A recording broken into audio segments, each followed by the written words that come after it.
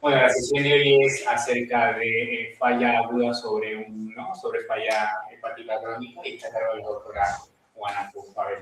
Buenos días a todos. Muchas gracias por invitarme, por proponerme, que ya no sé si propusimos nosotros o propusisteis vosotros. ¿Nos quedamos así de oscuros? Ah, sí. Como queráis, ¿eh? Vale. Es que si ponemos ahí luz, no. Vale. Es que no es oscuro, ¿no? La presentación iba a estar basada en la guía clínica de Acute on Chronic Liver Failure de la Europea de Estudio de Hígado de 2023. Y luego, indagando, encontré otra guía del manejo del Acute on Chronic en la UCI del doctor Javier Fernández de Liver International 2025, me pareció interesante. Entonces, va a ser una combinación. Os voy a hacer un conflicto de interés. La presentación está hecha con una inteligencia artificial, que el Martínez, como es malo y mal pensado y tal, me la hizo. Entonces, las diapos son muy bonitas y tal. Cuando están las diapos en inglés, ahí las metí yo. Entonces, que la IA lo tradujo, bueno, total, que está basado, que decíamos, en el documento de la ISEL, de 2023, que está publicado en Hepatology, son documentos de acceso libre. Y luego, en esta guía, que a mí me pareció muy resumida, muy práctica y tal, del Javier Fernández y otros dos autores, que no sé quiénes son, de 2025, del Liver International. Bueno, hablamos de acute on chronic en contexto de un paciente con una descompensación, un paciente cirrótico con una descompensación aguda en forma de ascitis, encefalopatía o hemorragia gastrointestinal, o otra combinación de estos dos. ¿Y qué es el acute on chronic? Es una forma muy severa de descompensación del cirrótico que, debido a una excesiva activación de la respuesta sistémica inflamatoria, se presenta con un fallo orgánico. Tiene una mortalidad altísima, 20% al mes respecto de 5% de los cirróticos que no tienen el acute on chronic. Supone un fallo de órgano o de varios, hasta los 6, que ahora veremos cuáles son. Entonces, acute on chronic, cirrótico con una descompensación aguda, debido a una activación de la respuesta sistémica inflamatoria, mortalidad muy alta. Entonces, ¿qué nos interesa en estos pacientes? Pues reconocerlo, triarlos, tomar una decisión rápida, ¿vale? Ahora lo veremos. Entonces, en esta guía dan muchas vueltas en comparar su guía de la europea con la asiática y la norteamericana. Y deciden, por varios criterios, que la europea es la mejor, ¿vale? La asiática se restringe a solo insultos hepáticos, por lo tanto, todo insulto hepático que pueda provocar una insuficiencia multiorgánica en los cirróticos lo excluyen. Entonces, suponen que dan por hecho de que queda una parte de pacientes que están excluidos, por lo tanto, no es una valoración que ofrezca pues, un buen manejo a toda la población de cirróticos. Y, por ejemplo, la norteamericana no toma en consideración la falla hepática o la coagulopatía. Veremos que la coagulopatía, separado de la insuficiencia hepática, es criterio de fallo de órgano. ¿Por qué tenemos que dedicarnos un poco de interés y un poco de tiempo en detectar el acute on chronic? Porque la mortalidad al mes y a los 2 meses, en función de si hay un órgano fallando, 2 órganos y varios órganos, es brutal. O sea, al primer mes se mueren hasta el 70%, y entre nosotros, dicho, manejándolo con todo el cariño del mundo y tal, los que tienen 3 órganos o más acaban teniendo una mortalidad altísima.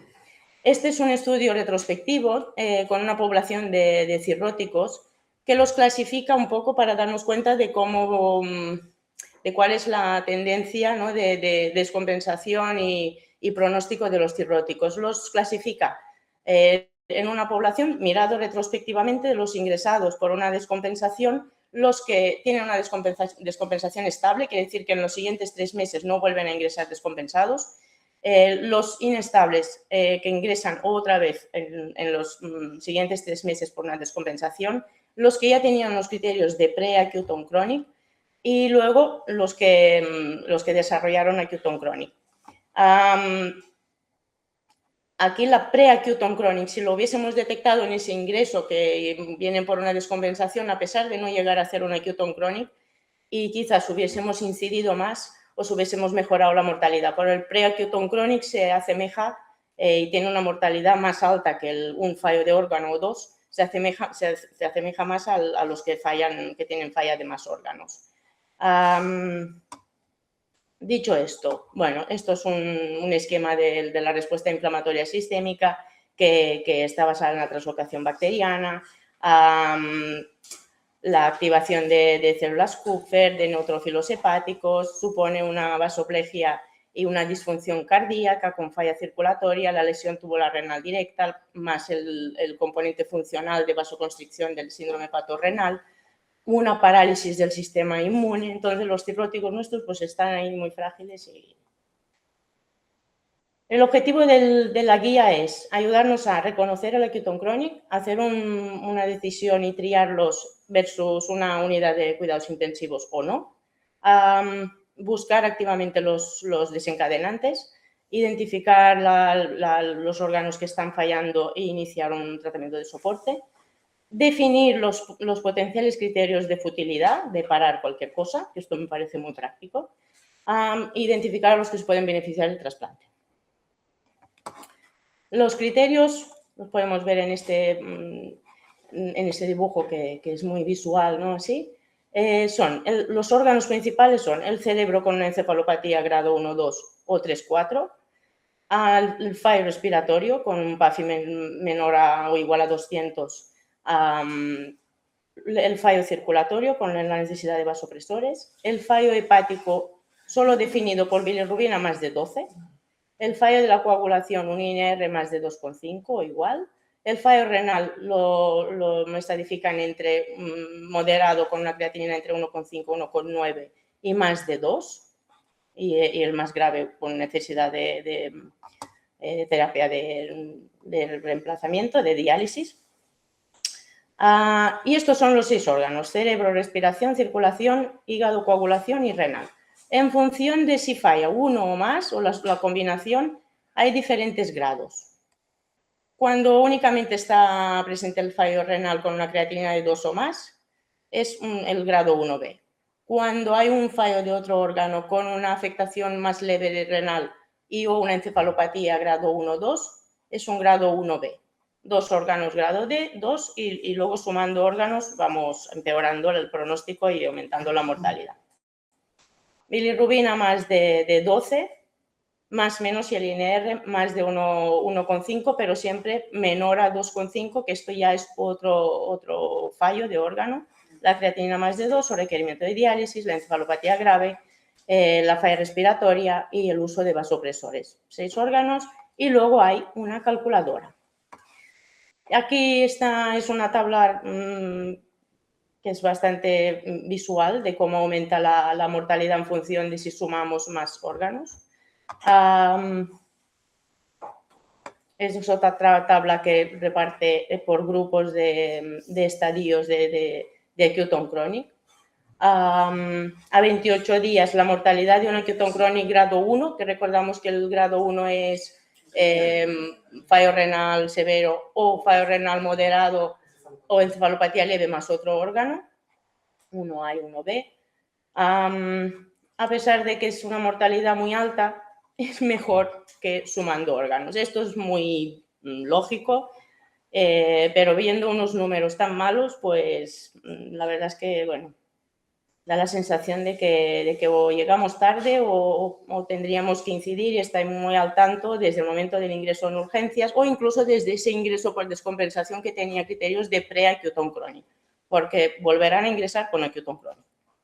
Entonces, van dando vueltas a su score. Está el CLIF, es consorcio del liver failure, y hay un score de falla de órgano. Es una calculadora que ellos dicen que lo pueden repetir a lo largo del ingreso, que en cada momento que lo valoramos nos marca bien el pronóstico y tal, y que es un sistema que se ha validado en muchas poblaciones europeas e internacionales. ¿Qué más? Sí, siempre lo comparan con el asiático y el americano. Entonces, dando por hecho de que el europeo es bastante validado y tal, yo creo que liarnos con el asiático, el americano no sirve de mucho. Hay las calculadoras estas de acceso gratuito. Y entonces, pues la página del ISEL, del CLIF, nos ofrece la calculadora del organ failure. Y también, esto para cuando haga la presentación en urgencias y tal, está la calculadora de acute descompensation. Entonces, el paciente que ingresa en urgencias con una descompensación aguda, hay otra calculadora que también nos marca el pronóstico, el riesgo de que vaya a desarrollar peores complicaciones. Pues están los 6 órganos, les damos unos puntos y aquí calcula el grado y un número total de puntos. Cuanto más puntos, mayor mortalidad 28 a 90 días. Entonces, ya empezando por un acute crónico grado 2 o más, hay que valorarlos para trasplante. Y la valoración se tiene que hacer en las primeras 24 o 48 horas. Tenemos que decidir si el paciente va a ir a curarse, a mejorar, o sea, a paliarlo, o sea, si es un paciente trasplantable. Y esto dice que el score de Q-Tone Chronic se tiene que calcular al ingreso y a las 48 horas.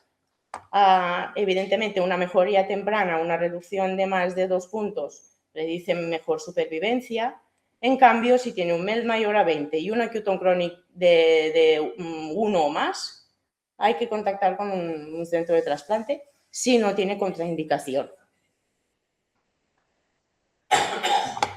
Aquí me parece interesante los criterios, dice yo, statement. Los criterios para decidir si entra en la UCI un paciente con Q-Tone Chronic tienen que ser similares a la población no cirrótica, porque dado que van a ir mal, van a ir igual de mal, tanto los cirróticos como los no cirróticos. Entonces, el hecho de ser un cirrótico conocido, con alguna descompensación, con una hepatopatía crónica avanzada, esto no tiene que condicionarnos el ingreso o no en la UCI. El hecho de ser cirrótico, porque con las mismas características basales, edad, comorbilidades y tal, la mortalidad es la misma en cirróticos y no cirróticos. Eso dicen ellos. Pero depende del grado también.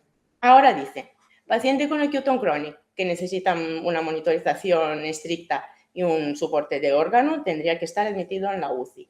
La admisión en pacientes con comorbilidades muy graves se tiene que valorar caso a caso, si lo ingresamos en la UCI o no. El pronóstico en pacientes con Q-Tone Chronic a los 3-7 días de full support, ya tendríamos que decidir si lo paliamos, o sea, si lo paramos todo o lo mantenemos más. 4 o más fallas de órgano con un score más de 70 puntos. En pacientes que no son exigibles para trasplante es criterio de paliación. Ahí ya ni... Sí. Claro, 4 órganos o más y más de 70, pero después de 3-7, di que 3-7, o sea, una cosa es 3 y otra cosa es 7. Pero bueno, ahí estamos nosotros para pensar. De 3 a 7 días de un soporte máximo de todas las fallas, sobre todo en pacientes que no son exigibles para trasplante, hay que parar. ¿Y si son pilotas de trasplante, no? El tratamiento tiene que ser 14 días o más, pero esto ya debería estar en la unidad en la UCI hepática de un centro de trasplante. Sí.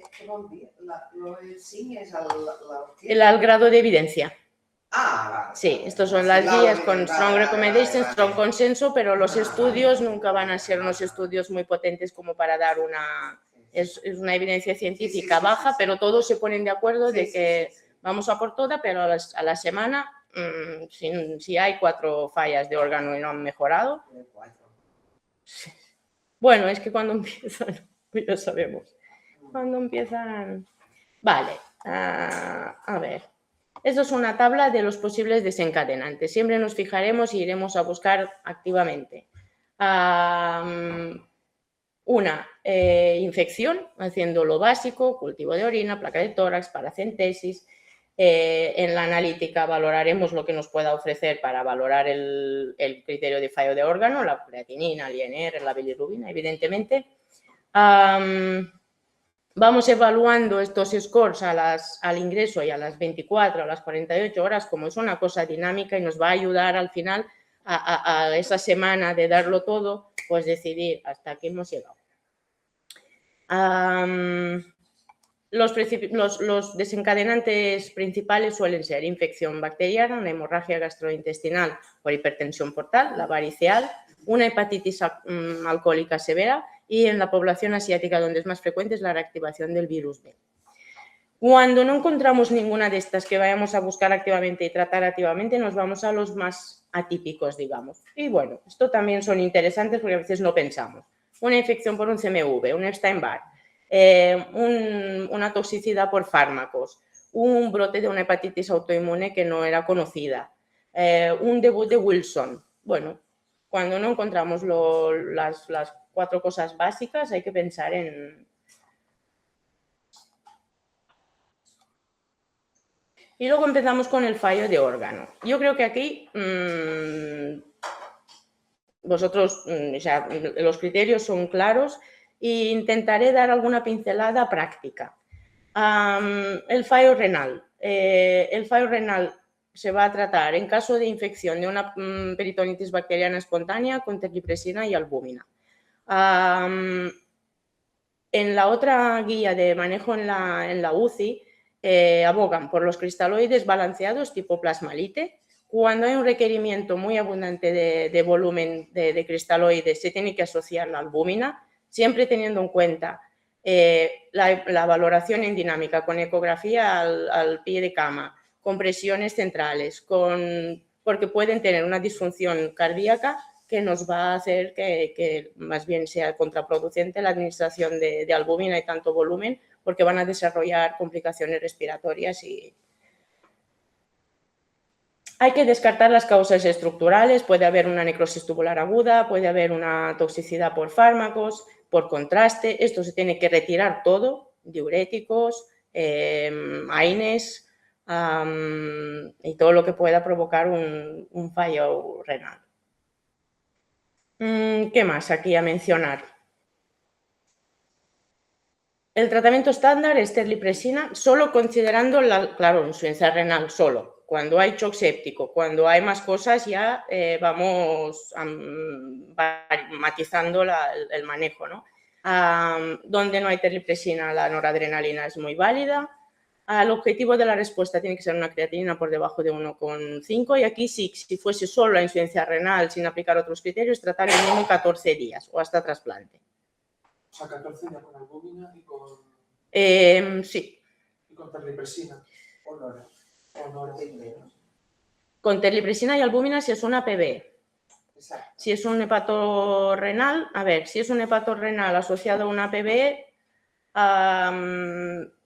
una vez solucionada la PBE, pues si seguimos con el fallo renal y ya el manejo, ya lo de la terlipresina, tienes que considerar otros factores que no deja que mejore esa función renal, porque si ya controlamos la infección y sigue con lo otro, hay que considerar otros factores. O sea, mantendrías la albúmina hasta que la creatinina te bajara por... La albúmina y los cristaloides se tienen que manejar de manera equilibrada, pero se pueden mantener con esos criterios. Si solo es fallo renal, pues 14 días. Pero aquí viene la indicación de terapia de reemplazo renal. Y si bien puede, o sea, claro, sí, yo creo que el considerante es porque dice, ¿no? Para trasplante van a tener alta mortalidad y tal, pero no es el hecho de necesitar un reemplazo. O sea, el puro hecho de necesitar el reemplazo es que están más graves y van a ir peor. O sea, no es el reemplazo lo que va a empeorar el pronóstico, porque de hecho los que responden evidentemente van a tener mejor supervivencia en post-trasplante. Y la indicación suele ser, que aquí no sé si está recogida, sí. Una hiperpotasemia refractaria, más de 6, una acidosis metabólica o una sobrecarga hídrica con oliguria. Estos son los criterios de iniciar la terapia de reemplazo renal. Exactamente, es que aparte de dos cosas propias de los cirróticos, relación con infección y que nos puede ayudar la terlipresina, que luego la terlipresina y la noradrenalina son buenas opciones las dos. Los otros criterios son los de la población general. Siempre cuando lo mandemos a valoración de trasplante, si nos preguntan y tal, pues saben de que si llevan más días con reemplazo, de que no mejora, pues no los van a aceptar, porque estos van a ir fatal y no los van a aceptar. Albúmina para expansión de volumen, 1,5 gramos en el momento del diagnóstico de la peritonitis bacteriana, a las 48 horas 1 gramo por kilo.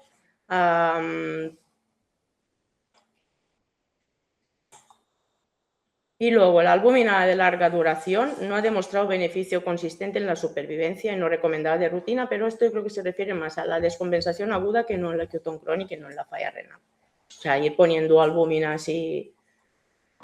La encefalopatía hepática. Un grado severo de encefalopatía se tiene que intubar para proteger la vía aérea. Y luego, como manejo, la lactulosa y la rifaximina es estándar. Interesante que he encontrado en la otra guía es el empleo de polietilenglicol en pacientes con un incipiente grado de híleo para que no lleguen a hacer el híleo y acumular más productos del amonio y tal, que esto me ha parecido muy, muy interesante.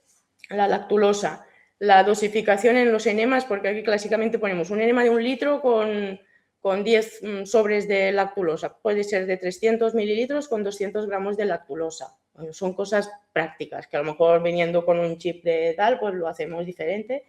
La rifaximina, si bien ayuda en la encefalopatía, en pacientes descompensados y tal, en el acute chronic y sobre todo en el acute chronic más grave, no ha demostrado mucha mejoría respecto de la lactulosa y que daño no le hará, evidentemente. Que aumenta el riesgo de infecciones oportunistas de Clostridium.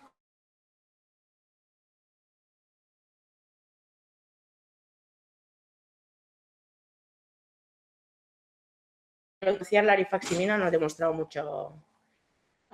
Cuando no mejora una encefalopatía, nos sirve de valorar el nivel de amonio en sangre.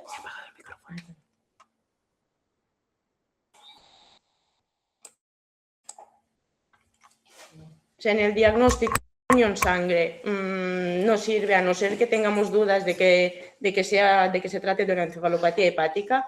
No sirve hacer un seguimiento del amonio en sangre. Solo sirve si al no mejorar no nos aclaramos con la causa de disminución de nivel de conciencia. Se recomienda que se hagan en muestras arteriales, pero bueno, en venosas también sirven. ¿Y qué más? Y siempre que no queda claro por qué no mejora el nivel de conciencia, hacer un encefalograma, el electroencefalograma. Monitorización de la presión intracraneal contraindicada de rutina. Y si hay un componente de edema cerebral, pues el manejo de la población general. La infección bacteriana y sepsis. Bueno, ya dijimos de que iríamos buscando activamente la infección de la manera que sea. El tratamiento empírico sí que ha demostrado, el tratamiento antibiótico empírico, donde hay una sospecha de infección, dentro de la primera hora de ingreso, cuando hay una sepsis clara o un shock séptico, mejora el pronóstico. Emplearemos cefalosporina de tercera generación, aquí pone cefotaxima, la ceftriaxona es igual de válida, y siempre guiado por el entorno microbiológico y de resistencias del centro. Y si me voy hacia el final, aquí hay una tabla que nos hace recordar factores de riesgo de que haya una resistencia bacteriana. Se han estado hospitalizados en los últimos 3 meses, si ha habido antibióticos recientes, si ha habido un procedimiento agresivo, si hay datos de que hayan estado colonizados o infectados por resistentes en los últimos 6 meses, que hayan estado con ofloxacino profiláctico a largo plazo. Evidentemente, se han estado ingresados en la UCI anteriormente, pacientes que vienen de entornos relacionados con la salud o que hayan estado en contacto con el hospital, sea en hospital de día, semanalmente o de repetición. La candidiasis invasiva hay que sospecharla y tratarla si ha habido una intervención quirúrgica, si hay una exposición a antibióticos de largo espectro, Si hay terapia de reemplazo renal, cuando llevan catéteres, pero vamos, estos son criterios que vosotros manejáis en el día a día, en cirróticos, no cirróticos, acutón crónico, no acutón crónico. Sí que tienen más riesgo de aspergilosis porque están inmunodeprimidos, porque a lo mejor vienen de corticoides de una hepatitis alcohólica, sobre todo cuando tienen mala función hepática, y sobre todo hay que sospecharlo de manera nosocomial cuando llevan muchos días en la UCI y la determinación del... Eso, esto lo sabéis vosotros más. Broncoscopia y PCR y el galactomanano, ¿no? Vale, por ELISA. ¿Lo hacemos? Lo hacemos, ¿no? El galactomanano y tal y todo. Vale. A ver, volviendo a... Claro, esto es una cosa que yo... me lo pone allí y yo sé que lo... Pero sí que se me hizo nuevo un día que lo escuché. ¿Qué más? En shock séptico hay que mantener tensiones medias por encima de 65 milímetros de mercurio. La noradrenalina es de primera línea y se puede ayudar con vasopresina en perfusión, en bolus y sobre todo la empleamos, la utilizamos, vasopresina en bomba. Luego, en shock refractario hay que considerar que la hidrocortisona puede mejorar la insuficiencia suprarrenal del cirrótico, 50 cada 6.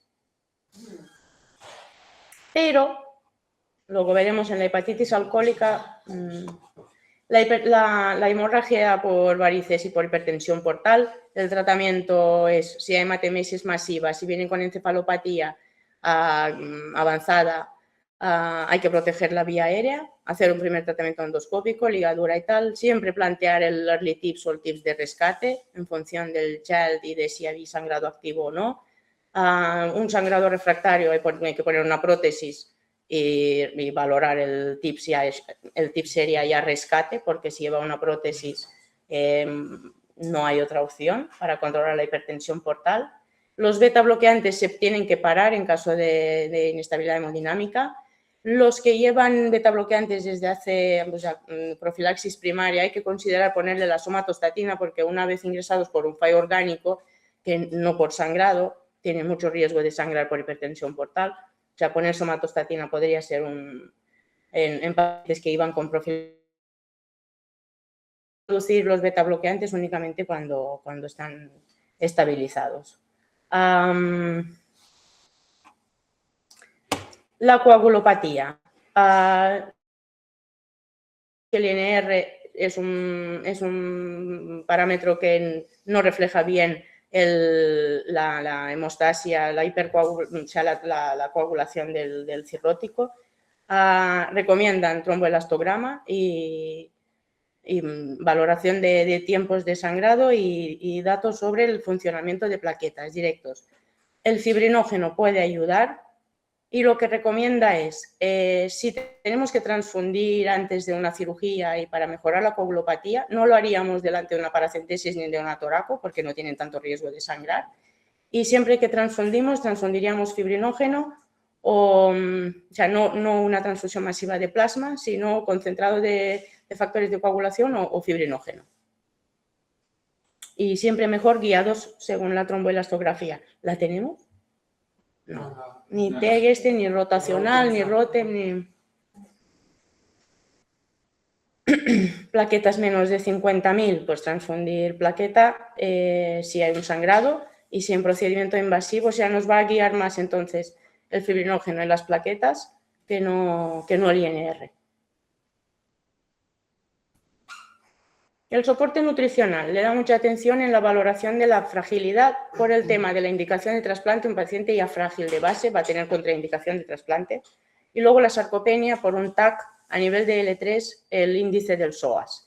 El aporte calórico y de proteínas siempre se basa en un alto aporte de proteínas. Nunca vamos a hacer una restricción proteica en los cirróticos. Se puede valorar encefalopatía grave, aminoácidos de cadena ramificada. Hay que añadir vitamina B1, sobre todo en los alcohólicos, zinc y vitamina D. La nutrición, pues por sonda, si la vía oral por disminución de nivel de conciencia o intubados no se permite, o si no hay si hay un componente de hilio claro y resistente a otros manejos, la nutrición parenteral, pero la enteral tendría que ser la preferida. La valoración de trasplante. Tienen una ventana muy estrecha de valoración de trasplante estos pacientes. Las contraindicaciones son claras. La sepsis, o sea, las que están aquí son claras y luego la valoración caso a caso es más complicada. Una sepsis activa no controlada con un foco no drenado, una contraindicación temporal hasta resolución, una falla multiorgánica de 3 o más sin una mejoría en 48-72 horas, que tienen resultados post-trasplante muy desfavorables, pero esto hablamos de full support, reemplazo, ventilación mecánica, todo. O sea, intubado, más de 3 episodios de descompensación en los últimos 6 meses, una enfermedad avanzada con mala respuesta al trasplante. Una hepatitis alcohólica severa activa ya al no respetar los 6 meses de abstinencia. En nuestro ámbito, el trasplante de la hepatitis alcohólica no está tan bien establecido, quizás como en Francia, que trasplantan hepatitis alcohólicas. Aquí se analiza mucho, ¿no? Pues lo decimos, se tendría que caer en un barril de alcohol, hacer la hepatitis alcohólica y que nunca se le ha dicho que no podía beber alcohol. O sea, pacientes que reiterativamente son pues, consumidores de alcohol y hacen una hepatitis alcohólica severa, digo que me perdonen, pero no son exigibles. Sí que no se les puede aplicar 6 meses, pero hay casos muy seleccionados, muy buen soporte y que realmente se vea es que más bien pocos hay. Ya que yo creo que el caso tenía que ser, pues, bebió el fin de semana un chiquito que bebió mucho y tuvo la mala suerte de hacer una hepatitis, pero los demás. Entonces, trasplante urgente indicado, claro, manteniendo estos criterios y valorando contraindicaciones. Trasplante urgente en acute crónico con un órgano 2, con un deterioro progresivo y rápido, y que no vayan a peor a 3 o más bajo un soporte máximo. Como mínimo, comentarlo con el centro de trasplante. Mira, lo tenemos así, pues los antecedentes asá, bueno. ¿Que la supervivencia es mejor si los trasplantan? Sí. Si está muy mal, la supervivencia es desfavorable, o sea, la supervivencia es baja. Por eso, la ventana es muy estrecha. Y quizás nuestro papel es valorarlos en las primeras 24, 48, 72 horas para hacer la llamada y decir, mira, lo hemos comentado, está así, y te dirán, bueno, vamos a ver cómo van, o tráelo.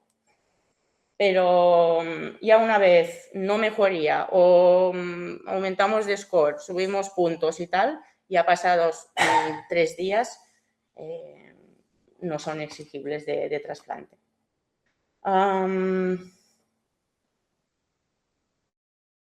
Pues qué tal, bueno, ahí ya se vería cómo los trasplantaban.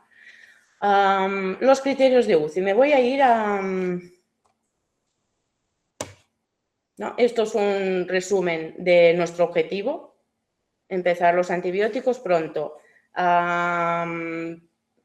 Todo el manejo de la falla circulatoria guiada por ecografía y volúmenes para balancearlos. El objetivo de la resucitación, la tensión mayor a la media, más de 65, como todos, la noradrenalina, primera línea, más o menos vasopresina. Del pulmón ya ni he entrado porque ya sería yo hablar de cosas que el manejo respecto de población no cirrótica pues sería con la diferencia de que llevan albúmina y están más propensos, que tienen una falla diastólica los cirróticos por la cardiomiopatía del cirrótico y hay que tenerlo en cuenta. Entonces, el manejo de los líquidos tendría que ser aún más monitorizado que en los no cirróticos, a pesar de no tener ningún antecedente de cardiopatía estructural.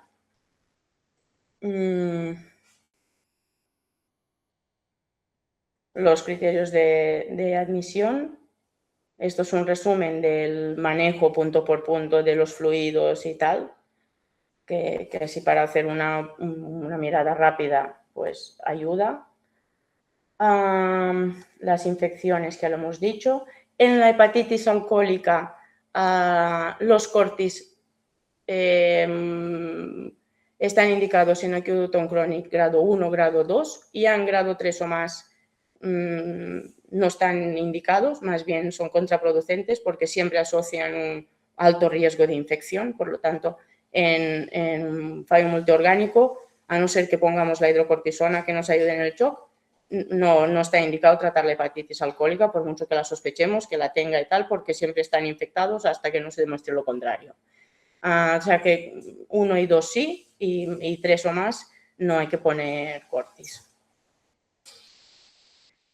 A ver, y si volvemos... limitación del esfuerzo terapéutico, que también me parece interesante. Discusión de limitación obligatoria en acute on chronic grado 3, que no estén candidatos a trasplante y que no mejoren en 2-3 días de soporte máximo. Que siempre tendremos que ir todos a valorarlos. Delante de la duda, yo creo que la llamada al centro de trasplante no está de más en los primeros 2-3 días. Que hay que documentarlo en la historia clínica, el por qué. Y que nos hemos consensuado entre todos, limitarlo. Y cuidados paliativos y control de síntomas deben activarse en paralelo al tratamiento activo, ya desde cuando al ingreso presente este acute on chronic de 3 o más. Bueno, de 3 o más no hay más órganos, pero se quedan en acute on chronic grado 3. Y esto es interesante. Todo paciente con acute on chronic debe tener una definición explícita del objetivo del cuidar. Las primeras 24-48 horas de ingreso, que yo creo que esto... y que la decisión debe ser dinámica y reevaluarse con cada cambio clínico significativo. Creo que las guías están ahí. Hay mensajes que se pueden resumir así o en 3 páginas, que como están en la guía, porque es densilla, pero más de quizás 80-90% ya lo estamos haciendo, yo creo. Pero me parece práctico esto de tenerlos que evaluar rápido, de tener que decidir hacia dónde van a poder ir en las primeras 24-48 horas, cuál es el objetivo, y tener que poder parar con toda la tranquilidad si no mejoran, pues de full support. El full support implica antibióticos de largo... Respecto de las infecciones también. Antibióticos de largo espectro, cultivos, siempre desescalar. Si no hay una evidencia de una infección bueno, pautas cortas de 5 o 7 días. Entonces, con todo esto, ya poder decir hasta aquí, pues bueno, la guía lo pone claro. Pues muchas gracias por vuestra atención.